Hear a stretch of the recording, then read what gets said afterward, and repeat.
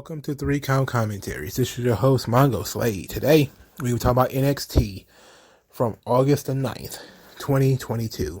Now, before we get into the show, we got to talk a little bit about WWE Senior Vice President James Kimball. He did a bit of an interview during the tryouts where he was talking about the talent cuts of the last couple of years.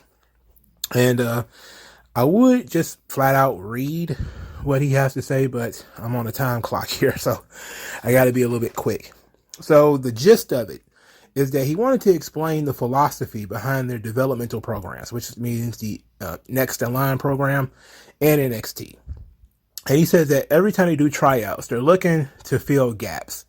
So this would be similar to a football team, where a football team needs a quarterback or a fullback or whatever. Then he says that 2 years for people who are in an NIL program, if they're not regularly on NXT TV in 2 years, he says, quote, "It's not for you and it's not for us." Wow. That's kind of stiff. He did say they do evaluations every 6 months, and the purpose of these evaluations and talent cuts is going to be to prevent bottlenecks. They want to prevent having too many talent in the system at one time. He said that the maximum goal of the Developmental Performance Center is to have 150 talents within the developmental system at all times.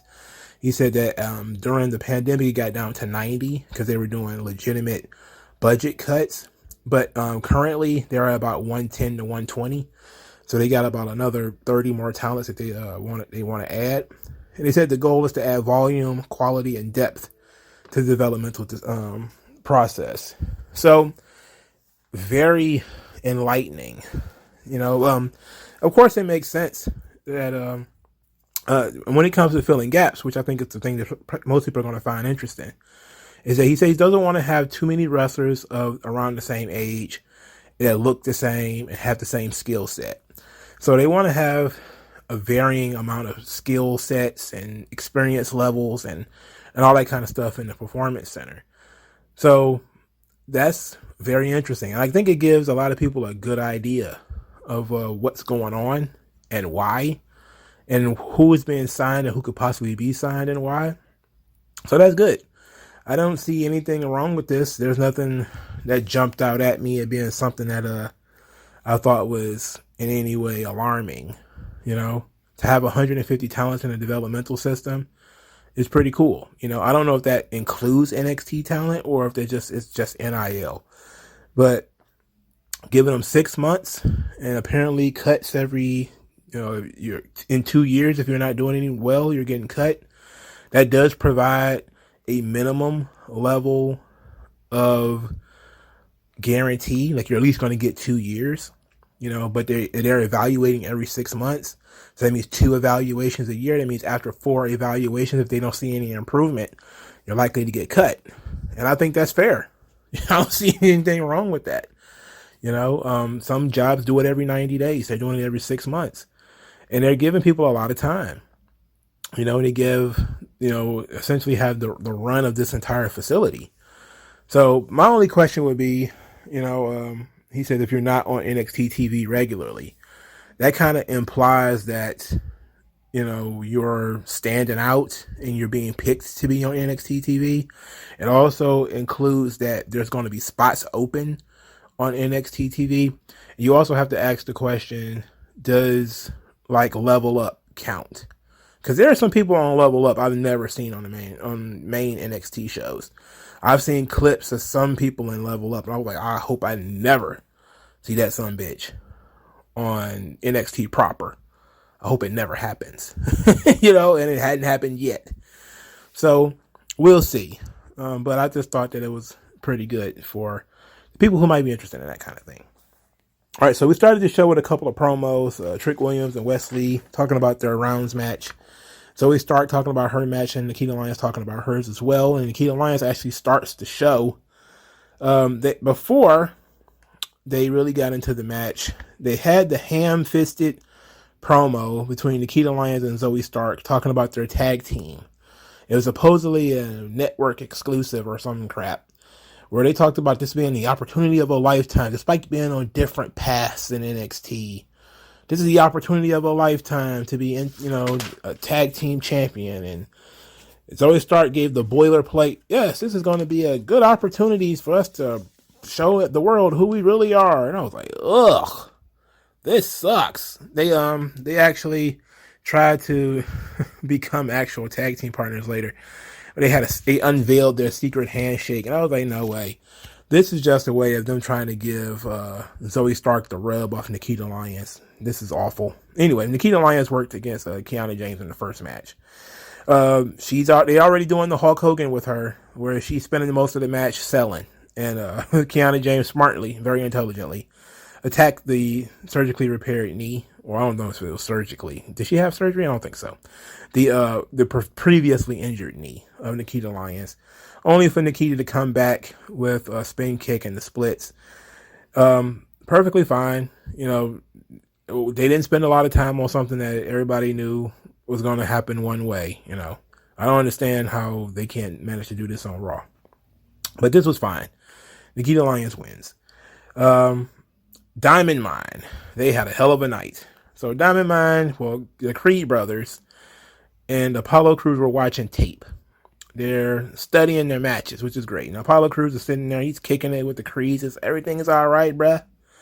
Roderick Strong comes in there and is pretty upset, because the Creed brothers are hanging out with Apollo Crews. He's jealous. Like, why is he hanging out with this guy?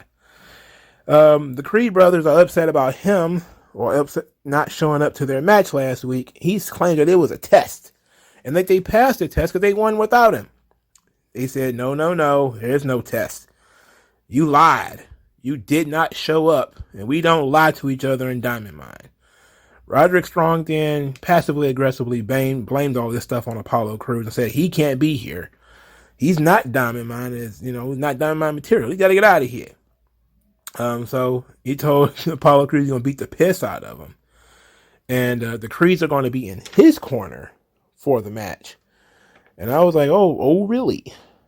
So on the way to the ring, Apollo Crews apparently now is the Oracle of Delphi, and he can see into the future.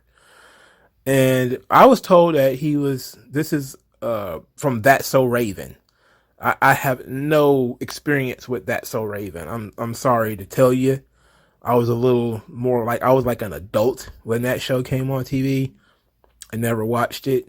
I didn't know that Raven Simone had magic powers on that TV show. I had no idea. You learn something new every day. And even if that was the case, magic powers. How can somebody who can see into the future ever lose? That's what I want to know.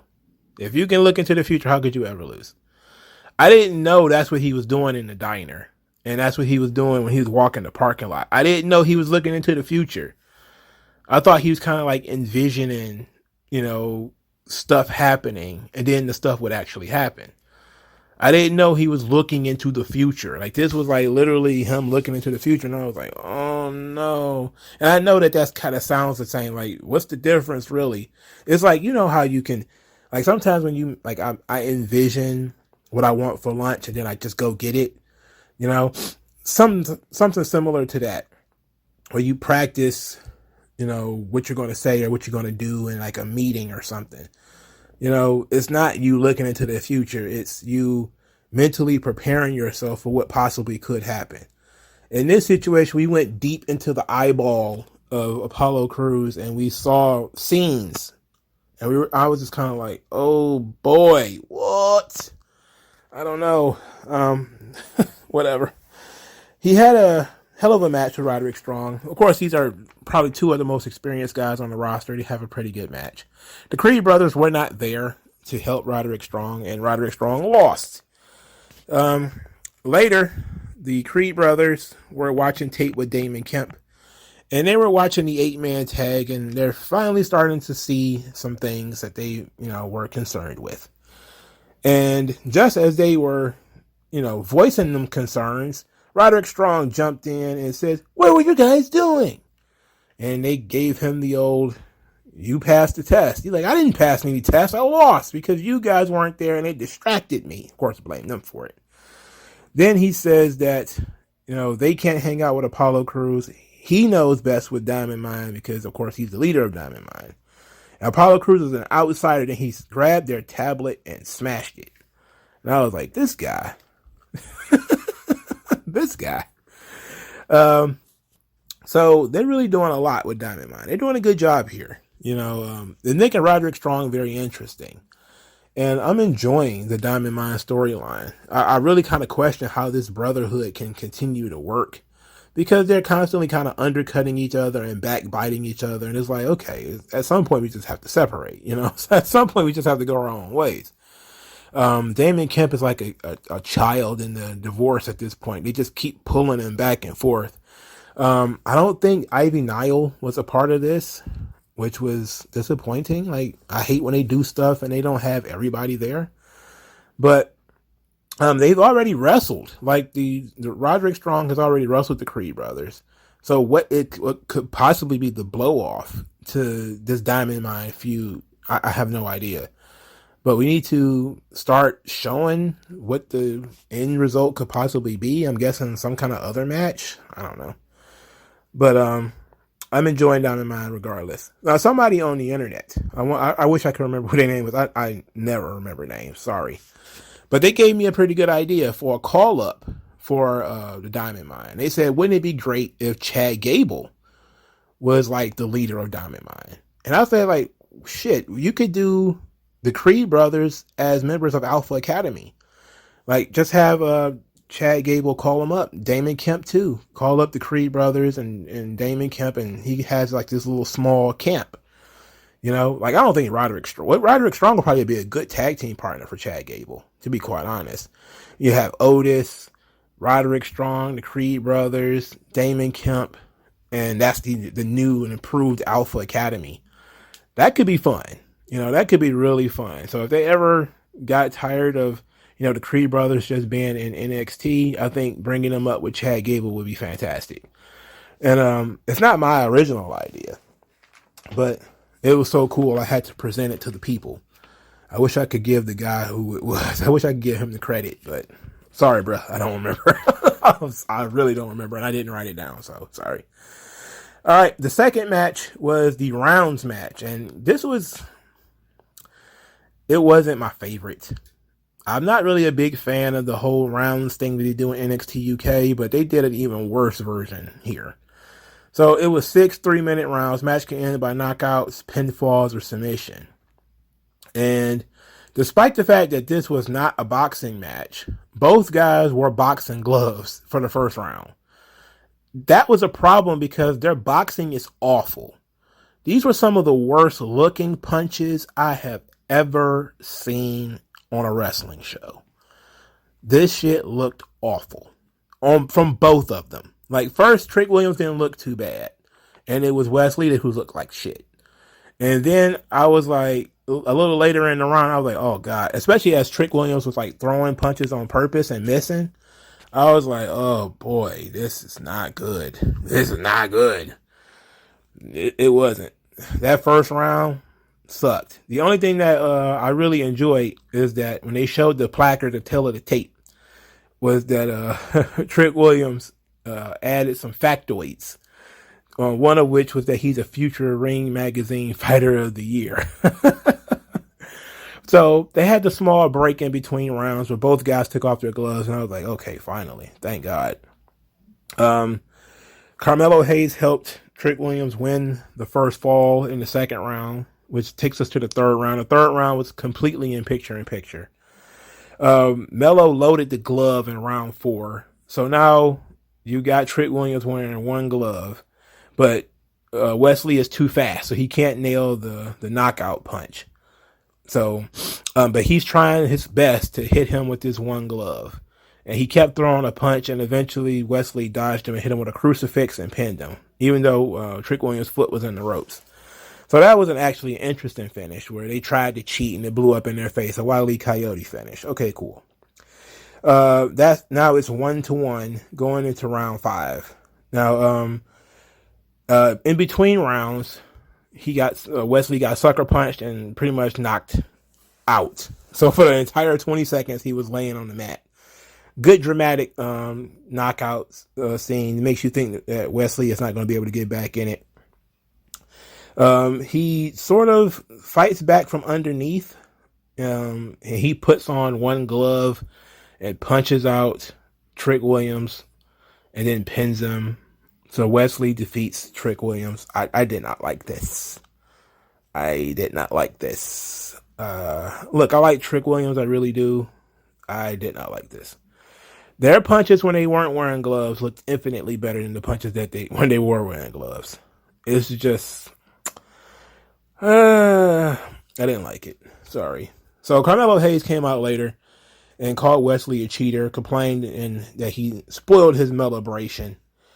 Then he said that he issued an open challenge and that loser, Nathan Fraser, he called him a peon actually, interrupted. So Nathan Fraser's theme music played again, and I'm thinking, oh boy, what's this guy want? And instead it's Giovanni Vinci who popped up behind Carmelo Hayes. Giovanni Vinci says that Carmelo Hayes has made the North American title the most important title in NXT, and that Nathan Fraser saved Carmelo Hayes from him, and that he's going to deal with Nathan Fraser some other time, but now he's going to wants Carmelo Hayes to take up on that challenge. So he starts taking his suit jacket off, and Carmelo Hayes is like, nah, hell no. Anybody do that right now? Giovanni Vinci then says that, I thought you were the A champion. You're coming across as just a guy, which is a nice little dig. Carmelo Hayes said that Giovanni Vinci had potential, but you're not him. You're not the one. I am. Then he says that we could put the beef in the pot and let it cook. Or something. I was like, okay. They agreed to have the match at Heatwave, and then they kind of had a brawl where it wasn't really a brawl. It's just them escaping each other. A little bit too much choreography for me, but it's also a heel versus heel program. This is why Carmelo Hayes keeps getting so many babyface pops. Is that Carmelo Hayes is clearly favored over every other heel on the roster. I mean, that should be pretty easy, right? But Carmelo Hayes, is very good. Giovanni Vinci, kind of bland, not much swag to him. There's nothing wrong with him, but there's nothing exceptional about him either. I think that he was really good as Fabian Eichner. He's okay as Giovanni Vinci. He just comes across as being very plain. You need to add some James Bond elements to Giovanni Vinci. Add a ruggedness to him. Like, there's a danger and a ruggedness to James Bond that makes that character work. And I think if that's kind of what you want to go for Giovanni Vinci, you need to add something to him. For starters, you need to have a girl. I don't know how many times I need to say that. You need to have a girl with him. And if you have a perfect one on the roster, Ariana Grace would be perfect as the sort of valet for Giovanni Vinci. She would be perfect for that role. Why they won't do that, or at least put a girl with him, I have no idea. Same thing with Grayson Waller. He would be perfect with a girl. They had Tiffany Stratton with him, and then they took her away. I don't understand what they did that for. Sometimes there are certain characters that just work so much better with valets. Why diminish the presentation when you can expand it? Giovanni Vinci would probably be so much more over if he had a girl with him. I don't know, man. What do I know? Anyway, it was a nice segment. So Lash Legend, she's chatterboxing to Malik Blade. She doesn't know what Idris Inofe. She don't know where he is, but she's just talking to Malik Blade, who is, I have no idea why he was standing there so long listening to her chatterbox about her match with Alba Fire that she swore up and down she had won. This went on seemingly forever, and then later Idris Inofe showed up. So she started over to tell him about her match with Alba Fire and how she had the match won. So both of them are now standing there listening to this crap. And then later, Idris Inofe just kind of interrupted and said, look, you lost. It's time to get over it. It's over. And so Lash Legend got mad that these guys had the nerve to interrupt her and for some odd reason, Pretty Deadly was there, and they were offended on Lash Legend's behalf, and they started taking up black girl mannerisms with the hand claps, and I was like, oh no, I see what you're doing. I see what you're doing. You're about to put Pretty Deadly with Lash Legend. You're about to take something I like in Pretty Deadly and pair it up with something I vehemently do not like, which is Lash Legend. And I was hoping and praying that I was jumping to conclusions and I was going to be wrong. And I was like, oh no, okay. So Pretty Deadly talked themselves into a match with Idris Enofe and Malik Blade. So they have the match. Match is actually pretty good because I like all four guys. Enofe and Blade are really good. Why they're still in their jobber stage, I have no idea. It's time to develop these guys a little bit more. They can cut promos. They're funny. They got charisma. Let's develop them a little bit. I thought we had something going with these guys when they were doing the whole Toxic Attraction stuff. I think Lash Legend would have worked out with them too, but whatever. So Briggs and Jensen, redneck losers, they stomped out there and got in the way and caused Malik Blade and Idris Enofe to lose. It was a reverse Wile E. Coyote, where the baby faces got in the way and cost the other baby faces the match. So Pretty Deadly wins. Then Fallon Henley is attacked from behind by Lash Legend. She beats her ass. And now Lash Legend is officially hanging out with Pretty Deadly. And I'm telling you, I'm not a huge supporter of the idea. Not a huge supporter of it at all. But willing to give it a chance. Because I think Pretty Deadly can get her over. They won't make her a better wrestler. But maybe they can liven up her personality and her persona. She still looks like a drag queen to me sometimes. And I know people, people have been so mad at me saying that, but it's true. It's very true. Just there's some times where she just doesn't look objectively feminine. And I wish that wasn't the case, but she does. And that's not the reason why I dislike her. It's just one of the reasons why I dislike her. Chase University. I just wrote a woman complained about Thea Hale. It was Ariana Grace. She complained that Thea Hale gave her a black eye. She got hit in the face with a football, which is a storyline from the Brady Bunch. Thea Hale explained to Andre Chase that she was throwing a football with Bodie Hayward, and she told the girl to duck, but she didn't move in time, and it bopped Ariana Grace right in the eye. So Ariana Grace is mad. She comes to snitch on Thea Hale to Andre Chase. Now, Andre Chase is like, okay, well, I guess you guys are going to have a match. And Ariana Grace was pissed because I'm a former beauty queen. I can't go in public like this. Look at my face. And then she got upset at the match idea. She was like, I was hoping for a lawsuit. I ain't want no match. This led Andre Chase to cuss her out and said that because the injury happened on school grounds, he is in control. And in Chase University, this is how they handle their problems. They handle their problems in the ring. So then Thea Hale is absurdly excited at the idea of having her first match, and her musculature and her arms and the excitedness of her. I was just kind of like, oh boy. For starters, I was kind of stupefied. I was like, school grounds? Like, it's all of NXT school grounds? Because what the hell was Ariana Grace doing on Chase University school grounds? I don't understand any of this. I'm overthinking it. I'm already tripping off the Brady Bunch storyline that we got here with Ariana Grace getting hit in the face with a football. Secondly, I would have liked to have seen that. We've kind of established that Thea Hale is a bit of a tomboy. She's got wrestlers on the wall. She's a super wrestling fan. They even put her in the same room with Bodie Hayward. So her throwing a football around is not completely, outside of the realm of possibility. She's a bit of a tomboy.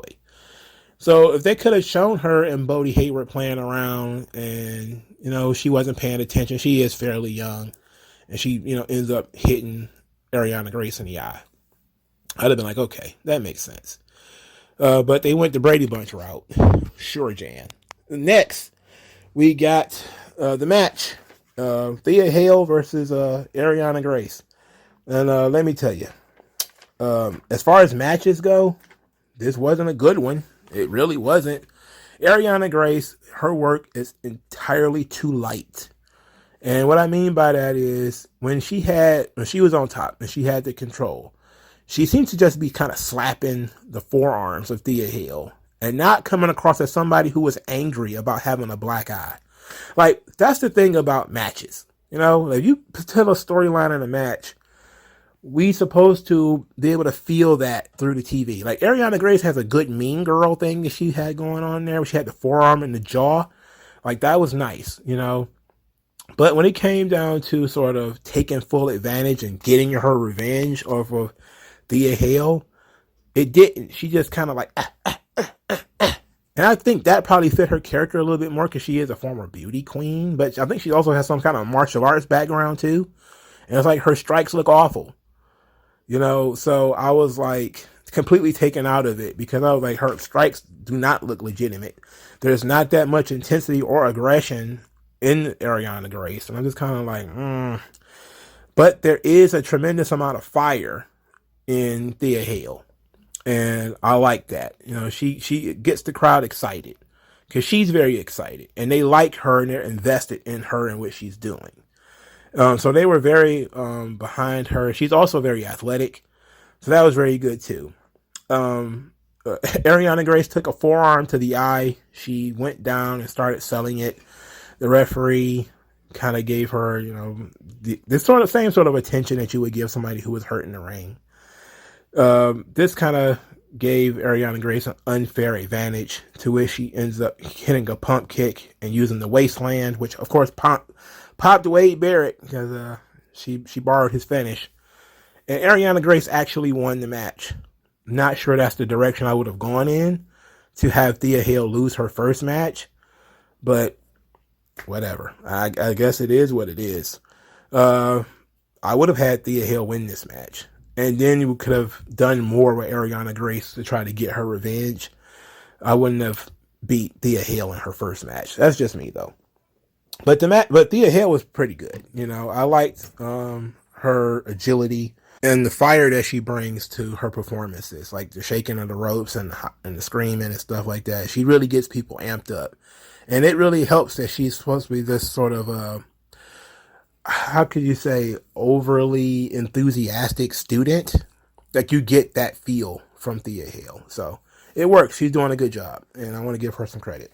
All right, so we got a vignette for JD McDonough and Braun Breaker. JD McDonough says that the winds of change are coming, and that Braun Breaker is all about proving that he's the alpha male. But JD McDonough, he trains in isolation. I was like, isolation, okay. So Braun Breaker says that the NXT Championship, it attracts all kinds of people with different motivations. And JD is motivated by pain. But his strategy is simple. Power, strength, speed. To fight through, not care, and to win and maintain being the NXT champion. I thought this was very good, of course. The vignettes are in WWE are pretty much unbeatable. You can't really top those. You know, it's going to be hard to do. So that was fun. Solo Sikoa is going to be out 4 to 6 months because he did something to his PCL, ACL, MCL, or something. And it didn't look good for the boy. Cameron Grimes came in, wished him well. And Solo Sikoa said that Cameron Grimes has the respect of all the boys in the locker room. And that he knows that Giovanni Vinci is going to be wrestling for the North American title. And he's going to have his eye on that match because he's going to be the North American champion. He got next. Oh, please believe he ain't forgot that he got next. Then he said that we got to bring it back for guys like us. And Cameron Grimes was like, you know, he didn't say it, but, you know, verbally, physically, he was like, guys like us. All right, then. And he turned around and walked away. So Cameron Grimes later was about to leave the building. Some guy gives Cameron Grimes a lot of lip. I don't know who that guy was. I have no idea who he was. feel free to correct me in the comment section. Who is that guy? So he's about to leave before Joe Gacy appears with his underlings. He says to Cameron Grimes, "Where you going?" And Cameron Grimes is like, "I'm going home." And Joe Gacy said, "To who?" And I felt heat in my stomach. And I was like, either Cameron Grimes is going to beat his ass right now, or this is the beginnings of that turn. So when Cameron Grimes left, I was like, okay, I think I know what direction we're going in. You know, Cameron Grimes is probably going to end up joining the group, or at least acting like he's going to join the group. So this ought to be fun. You know, I'm not against the storyline. It's just that Joe Gacy has lost a lot of panache over the last several weeks.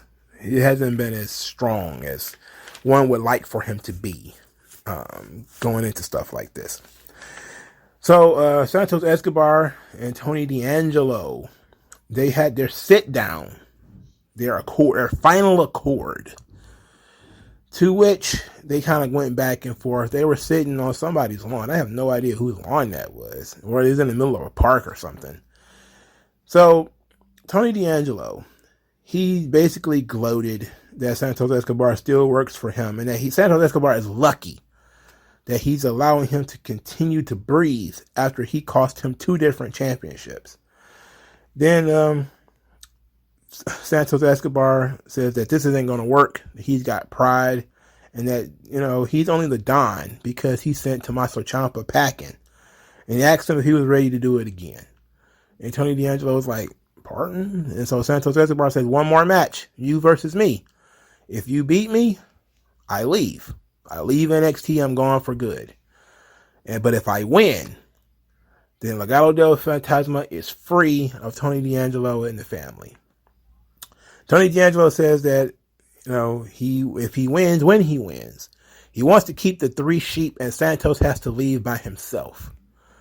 And they kind of bickered a little bit about Santos saying they're not sheep. And he's like, "Yes, they are. Without you around, they was coming around. You know, they was taking me as the boss." So Santos Escobar agreed that if he loses, he got to give up Legado del Fantasma, which is his pride, his family's legacy. He will turn his back on it. He will leave if he loses the street fight to Tony D'Angelo. And I said to myself, this is very good. This is very good. I like the stakes. This should be the fucking main event. This should be the main event. They've been feuding for, they said 4 months. They've been feuding for 4 months. They've had a lot of matches. To me, this street fight still kind of light on, you know, what kind of match it is, but it works for me. To me, who needs to win? I want Legado del Fantasma on SmackDown or on Raw, feuding with the Mysterios or something like that. That's what I want. But at the same time, you do have to give Tony D'Angelo some kind of comeuppance for all the stuff that he's been doing to people. At the same time, though, what do you do with Tony D'Angelo if you beat him? He can't really rightly call himself the Don of NXT anymore. And he loses 4 members out of his family. And now he's just stuck with Stacks. You know, he's just him and Stacks again. But if you beat Santos Escobar, Tony D'Angelo's family is perfectly fine. Santos Escobar probably gets pulled up to SmackDown or Raw, which is great for him, especially in the Triple H era, because he's not going to be pigeonholed for being small or being older. He can actually get over on his own. That could be great. And SmackDown especially because, you know, demographics. That could be awesome. The problem is, I want Legado del Fantasma as a group, you know? So, I mean, I could understand why Tony D'Angelo would win, but I don't understand why we would have just Santos Escobar on SmackDown or Raw by himself. I don't agree with that. I don't like that idea. That's the part of the things I don't like. Maybe, the finish is going to be that Legado del Fantasma turns on Santos Escobar and they basically kick him out and he's forced to go it alone. that could be a dagger in the heart. And that could be, like that's the first thing I thought of when they were talking, when, Tony D'Angelo said that they were sheep. And then Santos Escobar was like, no, they're not sheep. Is that he was taken up for them. And it would be the ultimate in offense if they were to be called to the ring and Santos is thinking they're going to help him. And instead they turn their backs to him. Like, that would be crazy. That would be crazy. Now, just the thing, I don't know what you do with Tony D'Angelo after that. He would have a lot of fucking heat. That would be sure. That's for sure. But I love this storyline. I like that I don't know where it's going, But the reason why I talked about the James Kimball thing earlier is that it makes a lot of sense, because sometimes there's people who are in NXT too long. And I think Santos Escobar is one of those guys. I definitely think Santos Escobar and Elektra Lopez and the rest of Legado del Fantasma will work fantastically on SmackDown. The problem that we have is that if he loses, he has to go alone. That's the problem. Maybe they volunteer to leave with him. Maybe that could be the case. Maybe Santos Escobar loses and the others volunteer to quit with him. He loses and he leaves and they say, well, he's gone, I'm gone. That could probably save it. And then you screw Tony D'Angelo out of his family because everybody leaves. That would be fine, but I don't know. It's a toss up. Let me know what you guys think. Let me know what you guys think in the comment section. All right. Yulisa Leon and Valentina Farosh. They in the backstage and they're kind of disappointed in themselves that they lost the tag team championship match. KC Squared walked over and said, hey, you guys did a great job last week. When you are good enough, or when you guys feel like you're ready, we'll gladly give you a title shot. So Yulisa and Valentina says, hey, that's great and all, but they don't think that they're ready yet. They're kind of being realistic. They're like, we're not good enough for a tag team championship match yet. Sangha, on the other hand, tells them to, have some confidence. If they want to become the tag team champions, they have to go with him next week to find balance and perspective. And I was like, Sangha is their guru. Like, that's cool. Like, he's a giant fucking guru. They haven't told us what the relationship is between these three characters yet. But I see now that he is there to motivate them. They look to him for advice as if he's like a sage, So that's cool. At least there's something there. And Sangha sounds like an old wise man with that heavy Indian accent. So there's some legitimacy there, even though that's not his character. He's like a suited and booted, kind of nice dressed Indian man. But he kind of has that old world mentality where, they're about to go see some kind of witch doctor or something like that. They're about to go on a spiritual journey. And to have these multicultural characters, involved like this is fucking awesome. That's pretty cool. So, hopefully Yulisa and Valentina find something. I like them as wrestlers. They have really good athleticism. Of course, they need to work on their promos. Both of them are foreigners, so their English is not very good. Same could be said for Sangha. Maybe having somebody who speaks clear English with them would help.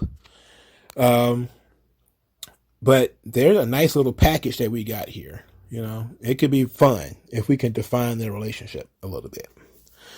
All right. So there was a vignette for Toxic Attraction. Admittedly, it wasn't great. It was too on the nose. They were talking about how they were defined as by being the tag team champions, and you can either reminisce or you can start over. And they talked about how much they love rock music. JC Jane loves rock music because she can do whatever she wants, and rock music doesn't give a damn what other people think. And Gigi is drinking liquor and playing pool because, they live the rock star life. They're rebels and wounded animals, but the wounded animals are so dangerous. And I was like, it's a little too on the nose. Whoever wrote this segment was subpar. You show people don't tell them. Don't tell them that, they're rebels. Whenever somebody calls themselves a rebel, they're not really a rebel. That's one of those things like, I'm cool. Like, you never call yourself cool. That's for other people to decide. Like, toxic attraction shouldn't, call themselves rebels. It should be for what other people are calling them. Is that we're toxic attraction. We're breaking all your false paradigms. And I was like, ugh. What, second year gender studies teacher wrote that, what, not teachers. Well, hell, they could be a gender studies teacher. It's not much smarter than their students. Somebody from some shitty classroom wrote that. Instead of just showing them kicking back, listening to rock records and playing pool and tossing back drinks, saying like, look, we lost the tag team championships, but we can't sit around and wallow in this. We have to get back to it or something like that. Them just dropping all the buzzwords was kind of lame. And it's less than the characters of Toxic Attraction deserve. Let's put it like that. They deserve so much better. So Tiffany Stratton, this was near the end of the show. She finally shows up to her locker room so she can relax. Instead, what she finds is this obsessive stalker in a onesie goes full Splinter Cell and finds the Randy Orton's night vision goggles and attacks her in this room and beats her up and tosses the room. Then said that it's not over. And I was on bended knee looking up at the sky like, no, I can't believe Wendy Chu and Tiffany Stratton is still going on. Why can't Tiffany shake this thing from her leg? Why can't she get away from this? No. This is not good. Whatever. Damn it. Tiffany Stratton should be doing something very important right now. But instead she's stuck with Wendy Chu. It almost seems like she's stuck with Wendy Chu because there is no one else. And that's their fault. They need to do better. The main event of the show came up. Cora Jade versus Zoe Stark. Cora Jade has a new theme song. I actually like it. It's Marble Mouth Metal. I have no idea. Or Marble Mouth Rock. Where it's you'd be like, what? What is that? I don't understand how that ever became popular where people just rage. Like, huh? Like, what are we listening to? It sounds like you're not even playing the instruments. It just sounds like you're just throwing everything together. Like you banging on pots and pans and screaming into the nearest fan. I'm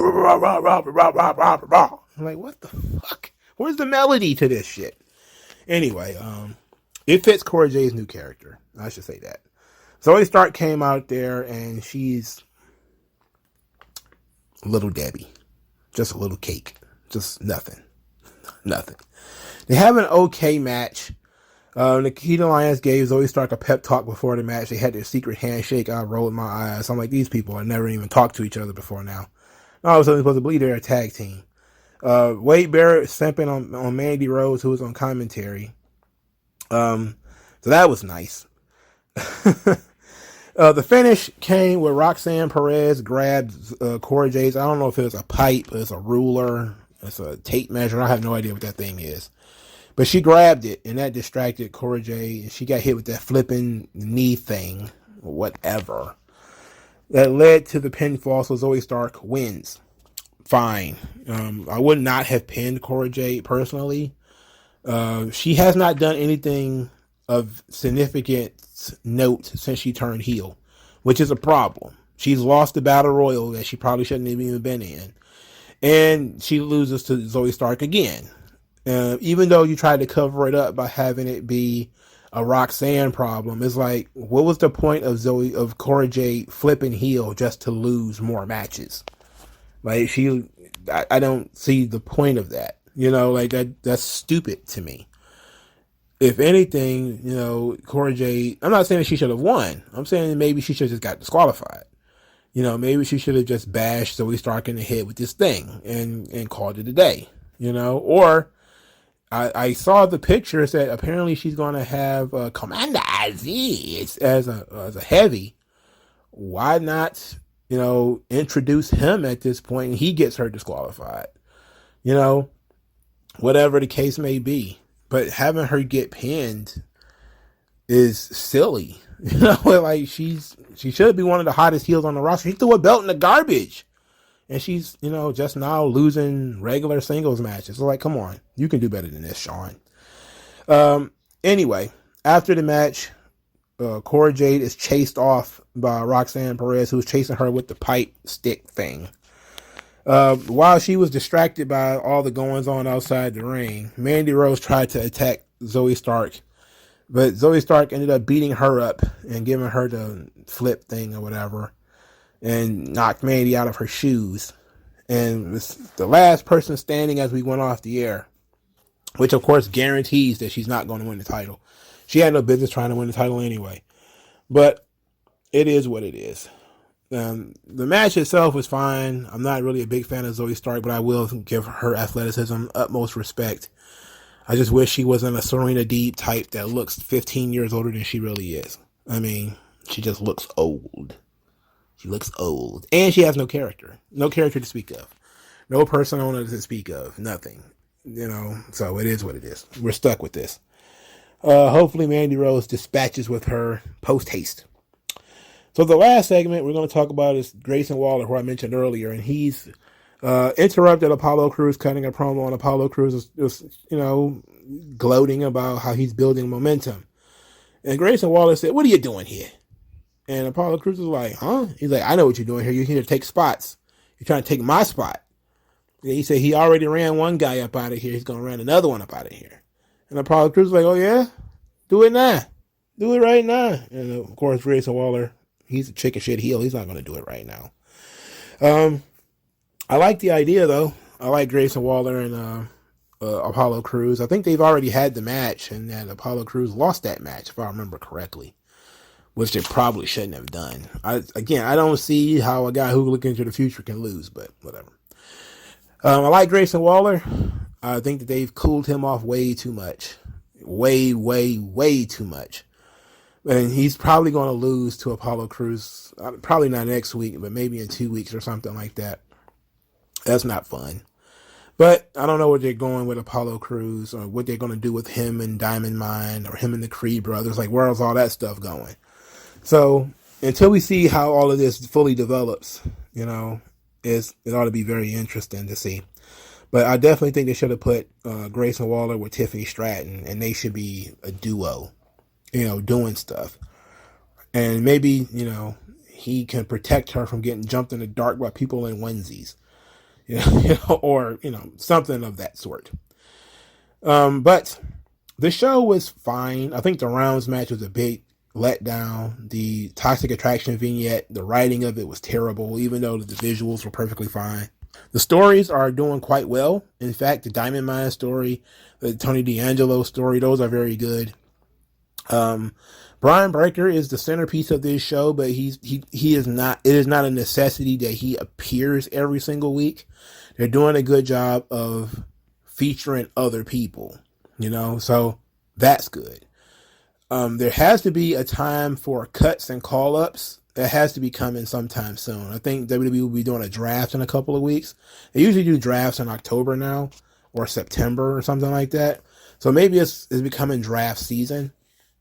But, I could think of probably a lot of different people that they probably could have brought up. And I do think that NXT needs a new look. I don't think it should go back to what it was, but I think they definitely need a new look. I'm surprised that they had kept, what was her name? Quinn McKay. I'm surprised they kept her on Level Up. She would be great for NXT. They should bring her up to do NXT because she was really good at, commentary and being a backstage character in Ring of Honor. If they was to bring her into NXT with that character, and she is a good wrestler too, that could work. Why they won't do that? No idea. Maybe they don't know it, or but she's a decent wrestler and she's a good promo. I don't know why they're hiding her on the YouTube, not even the YouTube show. They're hiding her on the network, which is even worse than YouTube because fewer people can see it on the network. But overall, I think the show was fine. You know, it wasn't my favorite episode of NXT. It wasn't the worst. It was fairly good. And next week ought to be a blast. Just kind of give a little bit of, I guess you could say, a preview. I definitely would not be surprised if JD McDonough didn't win the title next week. Despite the fact that I know Brian Breaker probably shouldn't be losing, the problem that you have is that who is going to beat him? You know, like he's in the Roman spot where, you know, unless you bring in a ringer like an Apollo Crews or a Dolph Ziggler, who are you going to have beat this guy? You know, theoretically, Tony D'Angelo beats Santos Escobar and then wins the title from Brian Breaker. That's a perfect world. That's where I would go with it in terms of Tony D'Angelo needs to go to the next level. I think that's what we do, is we have Legado del Fantasma, yes, turn on Santos Escobar, kick him out. You know, they're the reason why he leaves. And then as a united family, you know, they fight Brian Breaker and Tony D'Angelo wins the NXT title. Because I think that he is a perfect guy to have feud with Brian Breaker because he has the sports athletic background. He also has a very strong character. I think that Brian needs to be defined without the title. So I would take the belt from him, but I wouldn't take him off the brand. I would just put him in situations where he had to develop his character and his persona, you know, and a promo style, even though his promo style is pretty simple. It's all a little too simple with Brian Breaker. I'm not saying ruin it by adding superpowers and his, you know, I don't want him to have like the ability to talk to animals or some dumb shit they might do, but just saying. Mandy Rose is going to win without a shadow of a doubt. They should might as well start the show with Mandy Rose and Zoe Stark, because I don't think anybody believes Zoe Stark is going to win that match. But it is what it is. So if you know, I was going to give a little bit of a prediction, I would go with JD McDonough winning, Tony D'Angelo winning, Mandy Rose winning. That's all heels. So there's probably going to be some babyface stuff going on in there. It's about time for NXT to develop some new characters and introduce some new characters. I know there's been some people who have been on the cusp for a while. It's about time for them to start bringing some people in and getting some people out. I think it's time for like the Indy Hartwells to get out of there. There's some other people. I think the KC Squared, it's time for them to leave. You know, Santos Escobar, it's time for him, and Legado del Fantasma. I think Raul Mendoza has been there forever. Like, Raul Mendoza has been in NXT a long time. And he's just been there. He was there for a long time before they even did Legado del Fantasma. And he's been in Legado del Fantasma for almost 2 years. And, you know, like, it's been a long time. You know, so it would be nice if they had some more Goombas for Tony D'Angelo to bring in. You know, there has to be some other nondescript white guys in there for them to bring in to be Italians. So that Tony D'Angelo's family can actually look like a legitimate family, and it's just not him and one other guy and a bunch of Hispanics. You know, like that. I've never seen an Italian mob so diverse. But it is what it is. I understand what they're doing. You know, I'm going to cut them some slack. It is developmental, and they are trying to get these people to work characters and stuff. And this is actually great for the learning curve of Tony D'Angelo, because despite the fact that, you know, we treat Tony D'Angelo like he's been around for a long time, both him and Brian Breaker, this is their first year. You know, like they're still in their first year. So these guys have developed a lot. They're doing quite well, you know, but it's time for some of the older talent to be moved out of the way. I'm not sure how they managed to do that outside of drafts and cuts. So we may time to see some drafts and cuts. But let me know what you guys thought of the show. Like, share. I'll talk to you guys later.